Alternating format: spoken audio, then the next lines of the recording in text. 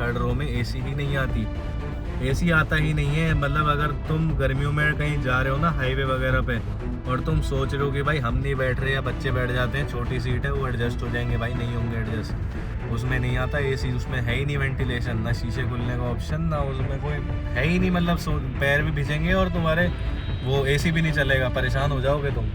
Average की बात कर लेते हैं। हमारी जो गाड़ी अभी एवरेज दिखा रही है 15.8 की एवरेज दिखा रही है भाई।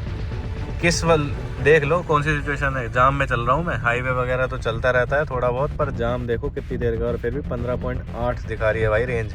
घूटों से पीती है भाई ये गाड़ी, घूटों से तेल पीती है ये। मतलब एक ये सही कहते हैं ना कि स्कॉर्पियो फॉर्च्यूनर पीपा होते हैं भाई तेल के, भाई वाकई में ही पीपा होते हैं। इनको भाई टाइम टू टाइम रिफ्यूल करवाना पड़ता है, और भाई खर्चा भी पूरा आता है इनको रिफ्यूल कराने का। भाई मैं ऑनेस्टली बताऊंगा, हमारी गाड़ी आज तक भी रीजन पे नहीं लगी है। उसका एक बहुत बड़ा रीज़न है कि हमारी रोज़ हाईवे पे आज भी अगर मैं प्रेफर करता हूँ ना भाई, मेरे को किसी ट्रिप पे जाना होता है तो भाई मैं इसको चूज़ करता हूँ ओवर हैरियर। क्यों चूज़ करता हूँ भाई? स्वागत है दोस्तों आपका एक और नई वीडियो में। आज जो हमारा वीडियो का टॉपिक है वो है हमारा, ये है हमारे पास स्कॉर्पियो एंड डीजल मेरी ऑटोमेटिक के अंदर। और आज हम आपको बताने वाले हैं कि देखो रात का समय हो गया है, 9 बजने वाले हैं, हाईवे पे हम चल रहे हैं ग्रेटर नोएडा वाले। तो आज मैं आपको बताता हूँ कि यार कुछ इसके बारे में ऐसी चीज़ें, इसकी ड्राइव रिव्यू, बेसिकली इस कार का ड्राइव रिव्यू मैं आपको बताता हूँ। आपने काफ़ी सारी रिव्यूज़ देखे होंगे, बट आई एम श्योर आपने इतना ऑनेस्ट रिव्यू नहीं देखा होगा इस गाड़ी का, डीजल ऑटोमेटिक के अंदर पर्टिकुलरली। सो बात कर लेते हैं पहले गाड़ी की। भाई गाड़ी है हमारी स्कॉर्पियो एन Z8 वेरिएंट है, डीजल ऑटोमेटिक के अंदर ये आता है। अभी हम इसको ओन कर चुके हैं, 3 साल हमें होने वाले हैं इसको ओन करते करते, तो हमें गाड़ी का खूब अच्छे से आइडिया है। 28,000 किलोमीटर ये चलने वाली है, ठीक है। तो सबसे पहले हम इस गाड़ी के बारे में बात कर लेते हैं कि भाई इसकी ओवरऑल फील की। भाई डी सेगमेंट की इतनी बजट में आने वाली, इस बजट में आने वाली लेटर ऑन फ्रेम कार, जो कि इतनी पावरफुल 170 हॉर्स पावर आती है इसके अंदर, डीजल में 2.2 लीटर का एमोग इंजन। भाई इतना पावरफुल फील होता है ना ये चलाते टाइम, मतलब आपको सेकंड नहीं लगता किसी को ओवरटेक करने में। मतलब ये देख लो कि आप 60 पे हो, आपने रेस दी, देखो कैसे गाड़ी भागती हो जाती है। मतलब आपको ब्रेक लगानी पड़ जाती है कि भाई इतनी थम जा भाई। 400 Nm का टॉर्क है इसके अंदर, इसके ऑटोमेटिक वेरिएंट में 400 Nm का। एक आपको कंपैरिजन के लिए, रेफरेंस के लिए दे दूं कि आपकी जो नॉर्मल सेल्टोस वगैरह आती हैं वो 250 Nm का टॉर्क आता है उनमें, और आपकी जो ये थार वगैरह है इनमें आता है 350 कुछ का, और फॉर्च्यूनर में 500, इसमें आता है भाई 400, जो कि कम नहीं है, काफ़ी ज़्यादा है इस सेगमेंट की कार के हिसाब से। रियर व्हील ड्राइव इसका सेटअप है। ये हो गई हमारी गाड़ी की ओवरऑल बात। अब हम बात करते हैं भाई इसके नाइट फील के बारे में। नाइट फील मतलब यार देखो, दिन में तो गाड़ी खूब चलाते हैं सही, रात में हम बताते हैं मेनली इसकी परफॉर्मेंस कैसी रहती है, इसकी हेडलाइट कैसी है। ये देखो इसके जैसे हेडलाइट आती है, इसमें प्रोजेक्टर सेटअप आता है, जिसमें कि जो लो बीम है वो प्रोजेक्टर में होती है, और जो हाई बीम है वो ऐसे रिफ्लेक्टर बेस्ड LED है, दोनों ही LED लाइट आती है इसके अंदर। तो सबसे पहले हम बात कर लेते हैं हमारे ड्राइविंग पोस्चर की। जैसे मेरा कट आने वाला है, अब मेरे को इसमें देखना है उस वाले साइड मिरर में। तो इतना बड़ा साइड मिरर मिला हुआ है हमको महिंद्रा की तरफ से, जिसमें मेरे को देखने में कोई भी इशू नहीं होता, कोई भी ऐसा फील नहीं होता कि मेरे को वाला फीचर चाहिए था 360 डिग्री वाला, जिसमें इंडिकेटर दो तो आपको साइड का दिख जाता है। मतलब बहुत अच्छी विजिबिलिटी रहती है गाड़ी के अंदर। मेरे को एक एक गाड़ी का एज, जैसे वो वाला एज हो गया, इधर हो गया कॉर्नर, सारे कॉर्नर्स मुझे क्लियरली विजिबल होते हैं। और मतलब मेरी सिटिंग पोस्चर आप देखो, मेरी 6 फीट हाइट है, और मेरा आप सिटिंग पोस्चर देखो, मेरा कितना कंफर्टेबल सिटिंग है इसके अंदर। मेरे को हेडरूम में देखो कोई परेशानी नहीं होती, सनरूफ अपनी है, एकदम ऐसा लगता है एयरी एनवायरनमेंट। पीछे तक आप देखो, मतलब पूरी गाड़ी एकदम बड़ी बड़ी नज़र आती है, कहीं से भी आपको ऐसा नहीं लगता कि आप काफ़ी मतलब दबी हुई या फिर बहुत मतलब क्लॉस्ट्रोफोबिक सा फील नहीं होता। उसके बाद अगर हम बात करें कि देखो बाकी गाड़ियों के कंपैरिजन, देखो जैसे मैं ड्राइव कर रहा हूँ अभी, और मेरे को ऐसा लग रहा है कि यार देखो ग्राउंड से ना मैं कितना ही ऊपर बैठा हूँ, समझे। इसमें मतलब एक ये है गाड़ी के अंदर कि इसमें जो फील आती है ना, ये सबसे ज़्यादा हाई कमांडिंग सीट्स है इसकी। तो जैसे साइड में गाड़ियाँ होती है ना, तो ऐसा लगता है कि भाई हम कितनी ऊपर है उनसे, मतलब ऊपर बैठे हैं हम उनसे, ऊपर नहीं है उनसे, हम कितने ऊपर बैठे हैं उनसे हाइट में। तो अब जैसे मैं आपको बताता हूँ कि इसका सस्पेंशन का क्या सिस्टम रहता है, जैसे हम हाईवे पे ड्राइव करते हैं या फिर लोकल ड्राइव करते हैं। देखो यार ऑनेस्टली बताऊँ, हैरियर का XUV 700 का, इन सारी गाड़ियों का जो सस्पेंशन सेटअप है ना कहीं से कंफर्टेबल निकल के आता है। कंफर्टेबल निकल के इसलिए आता है क्योंकि भाई ये है हमारी लेड्रॉन फ्रेम कार, वो है मोनोकॉक चेसी की कार्स। मतलब लेड्रॉन फ्रेम मतलब इसमें थोड़ा सा डगमग झूल खाती है गाड़ी, नो डाउट। जैसे छोटे मोटे ये सामने गड्ढे आ रहे हैं ना, इनमें मतलब आपको हाँ फील होगा कि हाँ भाई गड्ढा है, हम हिल रहे हैं। अनकंफर्टेबल नहीं होता। अगर हम स्कॉर्पियो क्लासिक की बात करें तो भाई वो गाड़ी तो हाथ जुड़वाओ भाई, वो तो झूला है कसम से, वो गाड़ी नहीं है। उसका सस्पेंशन ऐसा लगता है कि भाई कहाँ बैठा दिया तुमको। पर भाई स्कॉर्पियो एन में कंफर्टेबल राइड रहती है इसकी। हाईवे पे इसमें एक अच्छी बात बताता हूँ कि जैसे हम 80-100 के बीच में क्रूजिंग करते हैं तो भाई हाईवे पे कभी कभी ना बम्प्स आते हैं। बम्प्स मतलब जो ऐसे कभी कभी ऐसे मतलब गड्ढे से होते हैं, गड्ढे नहीं कहेंगे उनको, बम्प्स। हाँ बम्प समझ जाओ आप क्या बोल रहा हूँ मैं। तो उसमें मतलब कैसा फील होता है कि इसमें ना गद्दा सा फील होता है। आपको ये नहीं फील होता कि एकदम भटाक दे के नीचे लगे हम, जैसे नॉर्मल मिड साइज गाड़ियों में फील होता है, कॉम्पैक्ट एसयूवीज में। बट इसमें भाई ऐसे इतना कंफर्टेबली वो निकलती है ना चीज़, कितना मज़ा आता है कि जैसे गद्दे पे बैठे हो तुम, एक एयर सस्पेंशन टाइप बोल रहा हूँ, एयर सस्पेंशन नहीं बोल रहा, ठीक है। इसके बाद हम इस गाड़ी की बात कर लेते हैं भाई हैंडलिंग के बारे में। हैंडलिंग इस कार की यार देखो, बहुत लाइट स्टीयरिंग व्हील है इसका। मतलब मैं बता रहा हूँ कि आप हल्की सी भी, एक छोटी उंगली से भी इसको ना ऐसे काट सकते हो। देखो एक काट सकते हो, ये देखो। आपको पहले मैं दिखा दूँ सबसे बेहतरीन, ये हमारा कालिंदी कुंज का ट्रैफिक। कि भाई 9 बज रहे हैं और 9 बजे भी देखना है कितना ज़्यादा ट्रैफिक लगा हुआ है। अब यहाँ पे हमारे इतने समय बर्बाद होगा ना, मतलब क्या बताऊँ आपको।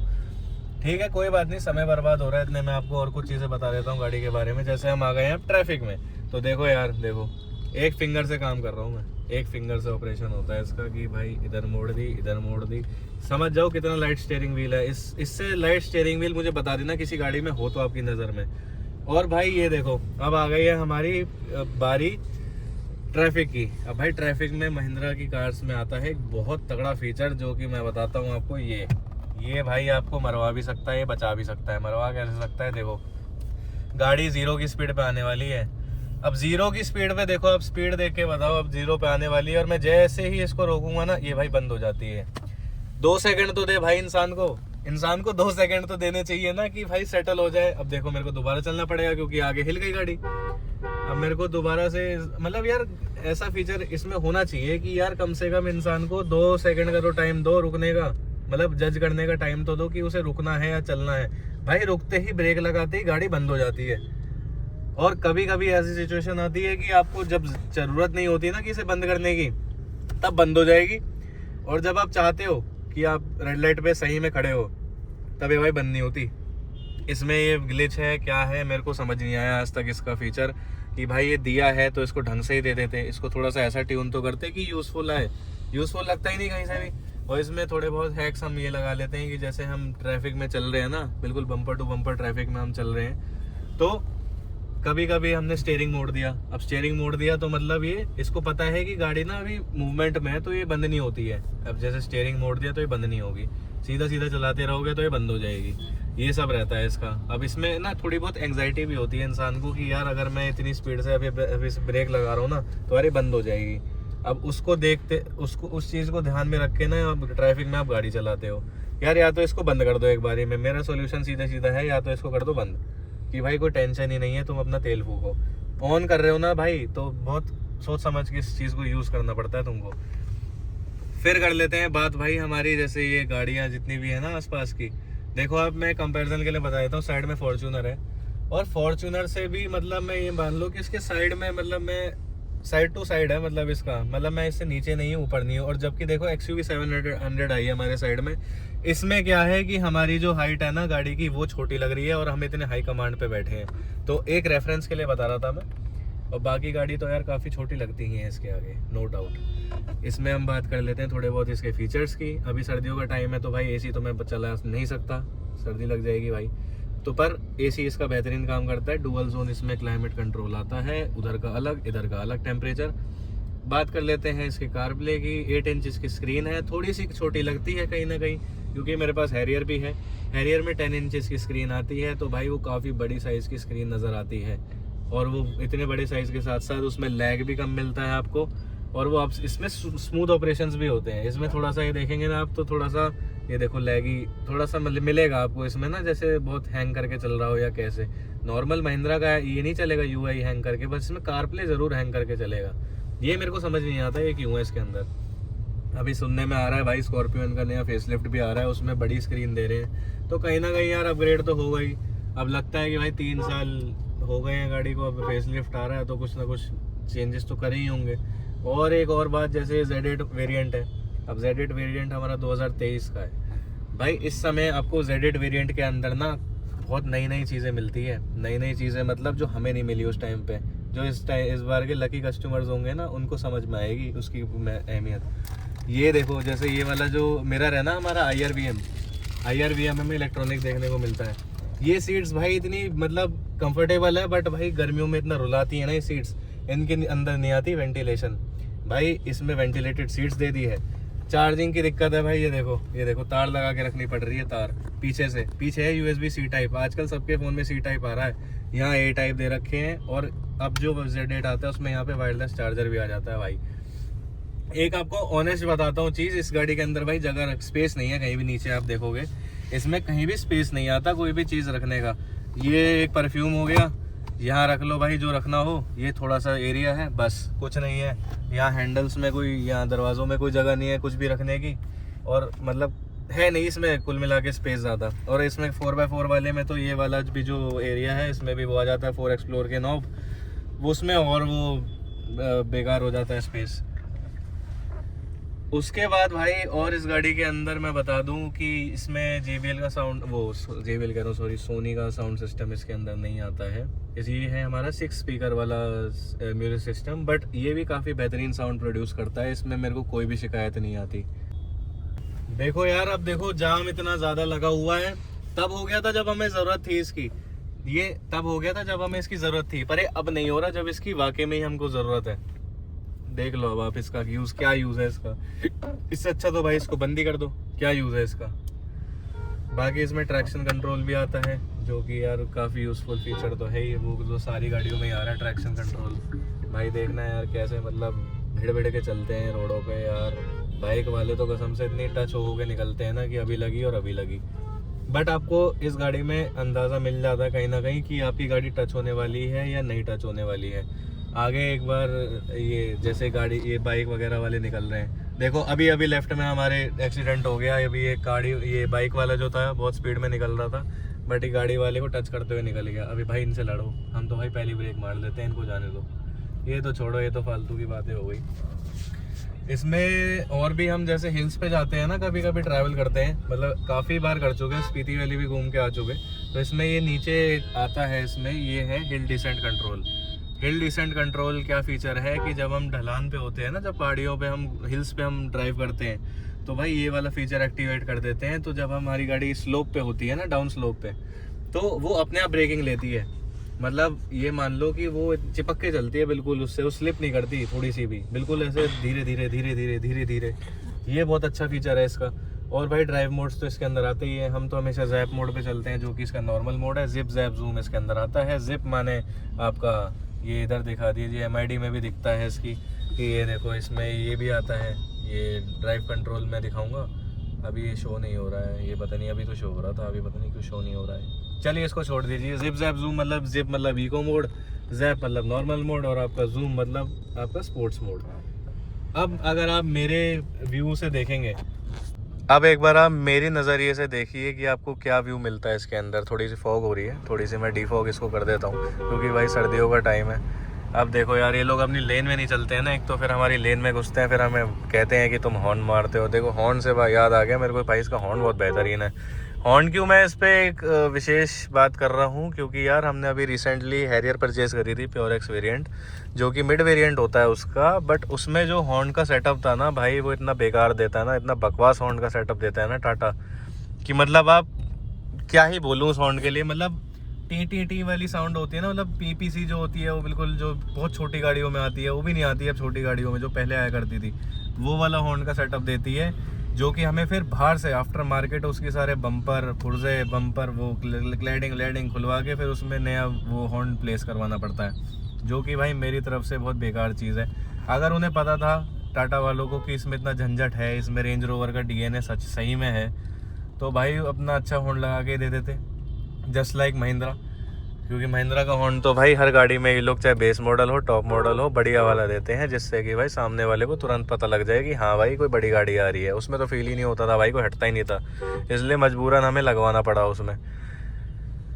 और एक मैं इसकी बढ़िया सी एक आपको फीचर बताता हूँ कि भाई इसमें जो एलेक्सा आती है ना, ये देखो सुनने लगी एलेक्सा, ये बड़ी काम की चीज़ है भाई। अगर आपको लगे ना कि भाई आप 4 जनों में आप बैठे हो, मतलब आपकी गाड़ी में कुछ लोग बैठे हैं और आपको थोड़ा सा वीआईपी फील लेनी है, वीआईपी मतलब थोड़े फीचर्स वगैरह आपको दिखाने हैं गाड़ी के अंदर, तो भाई मैं आपको लाइव करके दिखा देता हूँ। जैसा कि एक बार राजा गुजर की भी वो बहुत वायरल मीम हुई थी कि वही सनरूफ ऊपर से खुल जाती है, ये हो जाती है, हो जाती है, तो करके दिखा देता हूँ एक बार आपको। अलेक्सा ओपन द सनरूफ, ये देखिए सनरूफ खोल दी भाई इसने। ये मतलब काफ़ी ये छोटी छोटी चीज़ें ना काफ़ी बढ़िया लगती है। अगर आप इतने बजट में आप Z8 वगैरह जैसा टॉप मॉडल की तरफ जाते हो तो अभी तो जाम हो रहा है, तो इसको बंद करवा देते हैं। एलेक्सा क्लोज द सनरूफ, ये देखो क्लोज करने लगी सनरूफ को, मैंने कोई बटन नहीं प्रेस किया, कुछ नहीं किया। तो भाई ये बड़ी सही चीज़ लगती है, मतलब इतना करने के बाद ना, इतने फीचर्स लेने के बाद गाड़ी के अंदर। उसके बाद भाई ये विंडोज़ वगैरह का भी ऑपरेशन कर देती है और एसी वगैरह भी चला देती है, ये सारी चीज़ें कर देती है। बाकी कोई गाना वाना चलवाना हो तो एलेक्सा आराम से चला ही देती है। चलो भाई एक गाना ही चलवा के दिखा देते हैं एलेक्सा से। एलेक्सा अलेक्सा प्ले जाट गेल्या यारी हरियाणवी सॉन्ग। जाट गेलिया यारी बाय नवीन पुनिया फ्रॉम जियो सावन। देखो भाई आलस आ रहा हो ना कभी कि भाई अब कौन कारप्ले कनेक्ट करे, कौन ये करे वो करे, ये देखो भाई चला दिया। अरे भाई कॉपीराइट, बस ठीक है नहीं सुनना, बाद में सुन लेंगे हम गाने वाने। अब इसमें भाई एक देखो सीट की मैं आपको पोजीशन बताता हूँ कि मेरी आई लेवल पे अभी कैमरा है और आपको देखो सारे व्यू नज़र आ रहे होंगे एक एक कॉर्नर। जैसे कि बोनट देखो, बोनट कितना तगड़ा मतलब आपको फील होता है, इतना बड़ा बड़ा सा, किसी को भी डिपर देना इतना आसान है इसके अंदर। और मतलब बोनट का मैं इसलिए बता रहा हूँ क्योंकि इसकी एक एक एज दिखती है हमको बोनट पे। उसके बाद हम पीछे अगर बात करें ना, हमारे जैसे पीछे कभी लोग ट्रैवल करते हैं, मतलब पीछे मतलब सेकंड रो में, भाई सेकंड रो का कंफर्ट इतना बेहतरीन है ना ये जो सेकंड रो है। बट इसमें एक नेगेटिव पॉइंट है मैं जो ज़रूर बताऊंगा कि इसमें यार बीच में नहीं आने चाहिए थे ये एसी वेंट्स। भाई बीच में कोई एसी वेंट नहीं आने चाहिए थे, हमेशा एसी वेंट आने चाहिए या तो कर्टेंस पे या फिर छत पे। भाई हैरियर जो हमने परचेज़ करी है उसमें कर्टेंस पे आते हैं, जो कि भाई काफ़ी ज़्यादा मतलब यूज़फुल लगता है कि हाँ भाई जहाँ चाहिए वहीं हवा आती है। इसमें क्या होता है कि भाई बैठे रहते हैं ना, जो बीच वाला जो बीच में बैठता है इंसान, उसके पैर इतने ठंडे हो जाते हैं ना, क्योंकि वो कहीं रख नहीं पाता और एसी की हवा वहीं आती है।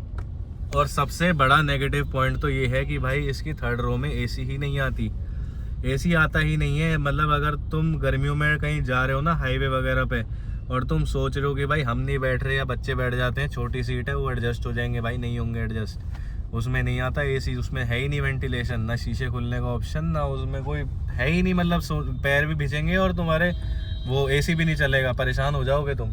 कभी कभार छोटे बच्चे जैसे हमारी फैमिली में है वो बैठते हैं तो भाई परेशान हो जाते हैं कि भाई हमें आगे बैठाओ, हम नहीं बैठ सकते पीछे। ये वाला सीन और रहता है इसके अंदर, स्कॉर्पियो एन के अंदर।